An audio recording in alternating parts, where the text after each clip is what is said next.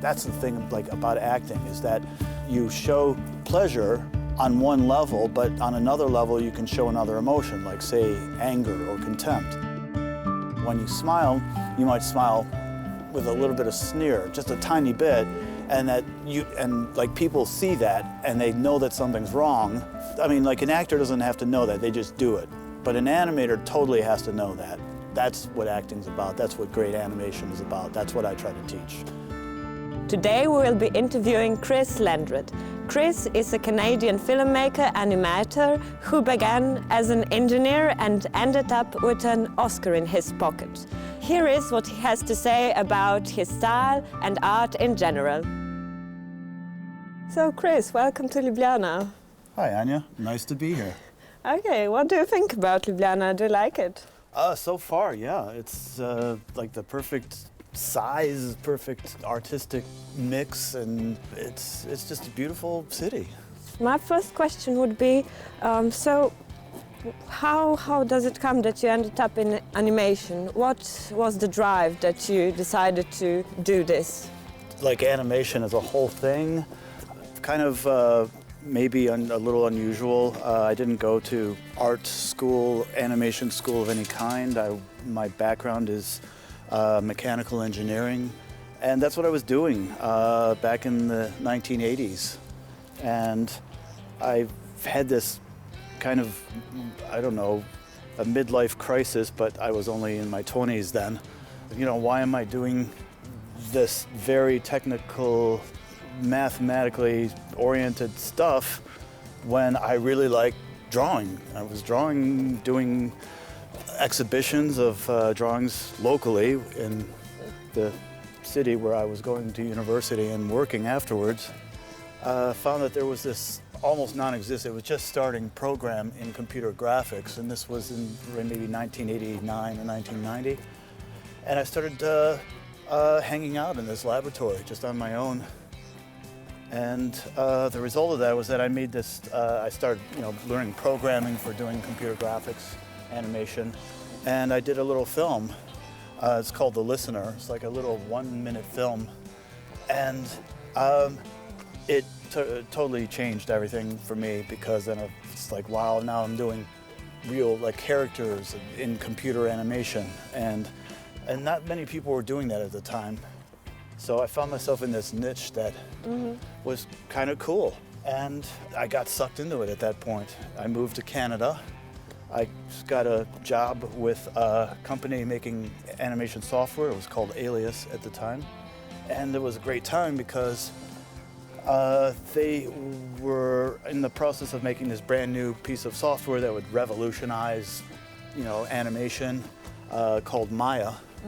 And I happened to be there when they were starting to do that, and they hired me to do,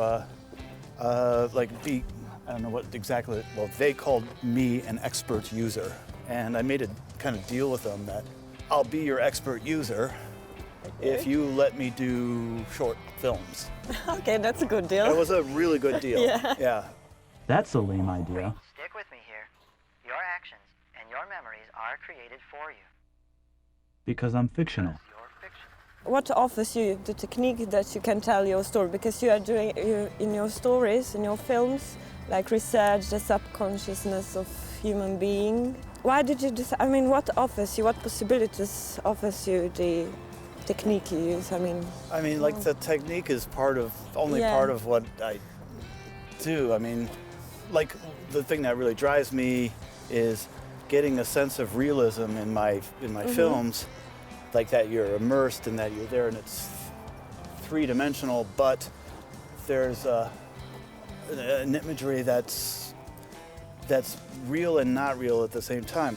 The not real part is that, there's this weird stuff going on, like in the case of Ryan, that the characters are twisted and deformed in disturbing ways, but disturbing looking part is actually about something that's not disturbing at all. It's about something about all of us that's very ordinary. If you can do that, if you can take weird, twisted imagery, but make people understand that that's not actually weird and twisted, that it's actually ordinary, universal stuff about all of us, then you have something, I think, that's powerful.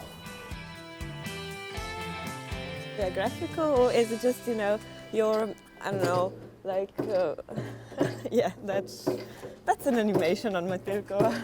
No, that's on purpose. Yeah, Holy yeah, shit. yeah. Get that. Are you getting that? You've got to get that. Is that because of us? Like the motion sensor? Because, it's motion sensor, yeah. Holy shit. That's what I'm talking about, man. Somebody did that, you know? Yeah. Like, you know, someone set up a motion sensor, and I don't know, maybe there's a Connect involved there somewhere and some software for making these things go. I mean, when did this go? When did that happen? It was like 5 years. Yeah, like 5 years ago or something. Yeah. I mean, like 10 years ago, would you have ever thought of seeing something like that? No, probably not. Yeah, no, I doubt it. Okay, so could you tell me something about the character of the animator who's permanently present in your films? I mean, it's me, at least in the films that I've done, like, Ryan and Subconscious Password. It's me because I need to be the guy who makes, I think anyway, I need to be the guy who makes things okay for the environment. Like in Ryan, it really seemed to me when I was conceiving the film that if I just did it about Ryan, it would be unsettling and not in a good way.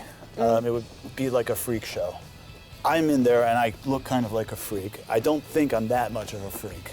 I think I'm okay, right? I'm normal, I can talk to people and you and do stuff in life. But in the film, I look kind of freakish. Yeah. And that's sort of ties back to what I was saying before, that all of us have our weird, disturbing, psychologically freakish things. And by showing that in the film on myself, I can bring people into this space that's disturbing and that it's okay, right? And I hope what comes out in the film is something that we can all understand in our own selves, that we are forgetful, occasionally stupid, occasionally broken people. And in the case of that film, we forget names. I forget names a lot.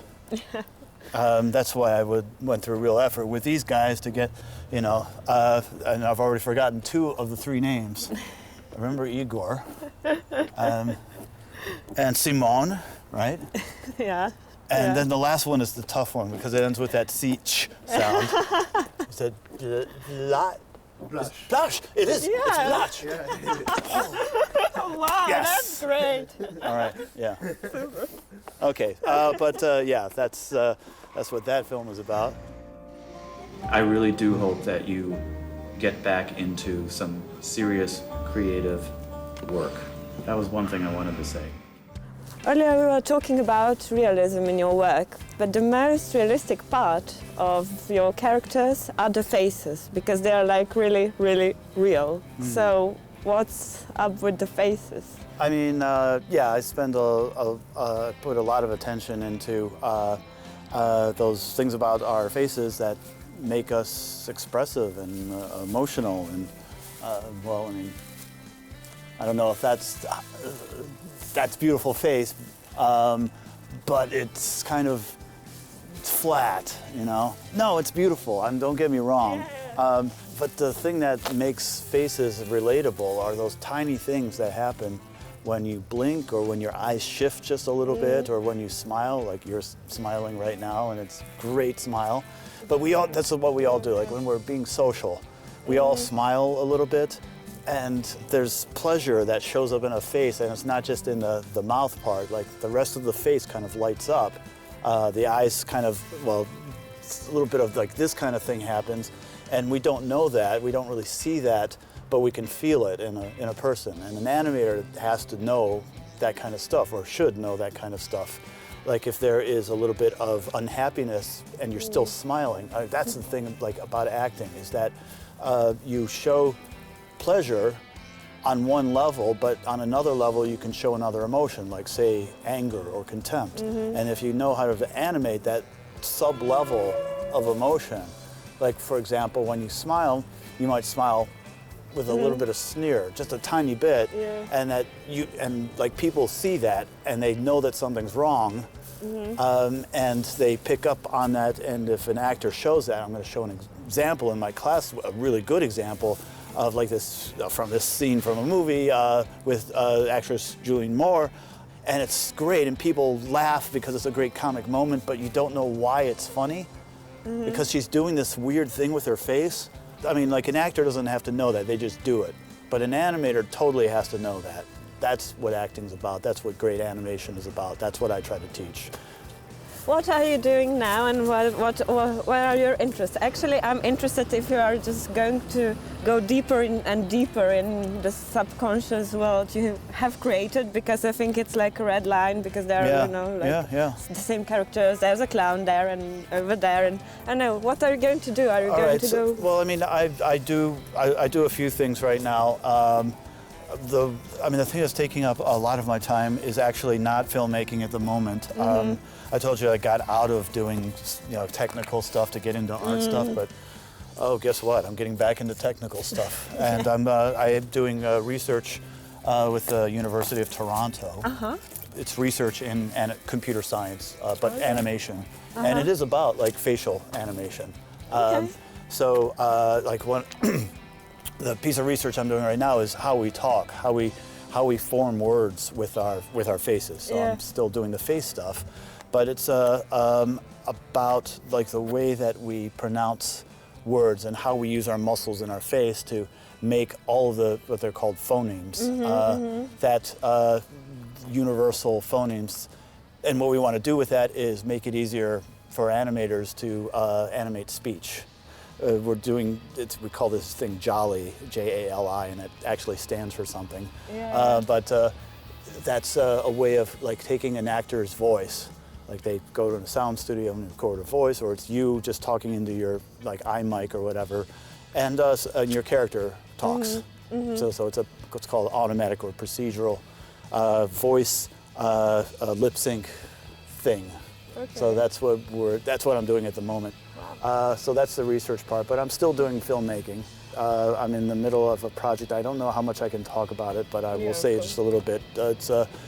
It would be an animated documentary, like Ryan, and it would be largely focused on many of the events of the Bosnian War in 1990s. Oh, wow, okay. Yeah. Okay. Well, thank you for the interview. Wow, that was great. That was I think the funnest interview I've ever done. I'm serious. This is great, guys.